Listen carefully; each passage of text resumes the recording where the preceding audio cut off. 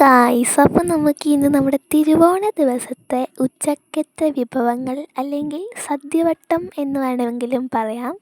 അപ്പോൾ അതൊക്കെ നമുക്കൊന്ന് കണ്ടിട്ട് വരാം അല്ലേ. നമ്മൾ ഉണ്ടാക്കിയിട്ടുള്ള വിഭവങ്ങളെന്ന് പറയുമ്പം അങ്ങോട്ട് നിറയെ വിഭവങ്ങളൊന്നും ഇല്ല. നമുക്ക് നോർമലി കഴിക്കാൻ പറ്റുന്ന രീതിയിൽ നമ്മൾ പല സാധനങ്ങളും സദ്യയിലുള്ളത് പലതും നമ്മൾ കഴിക്കാറില്ലല്ലോ. അങ്ങനത്തെ സാധനങ്ങളൊന്നും നമ്മൾ ഉണ്ടാക്കിയിട്ടില്ല. നമുക്ക് എല്ലാവർക്കും ഇഷ്ടപ്പെടുന്ന രീതിയിലുള്ള കറികളും സാധനങ്ങളൊക്കെയാണ്.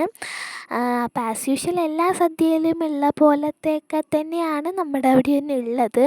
ചോറും സാമ്പാറും ഉപ്പേരി പപ്പടം മസാലക്കറി കൂട്ടുകറി ഓലൻ, അങ്ങനെ അവിയൽ, പഴം, പപ്പടം, പായസം, ശർക്കര വരട്ടി, അങ്ങനത്തെ സംഭവങ്ങളൊക്കെ.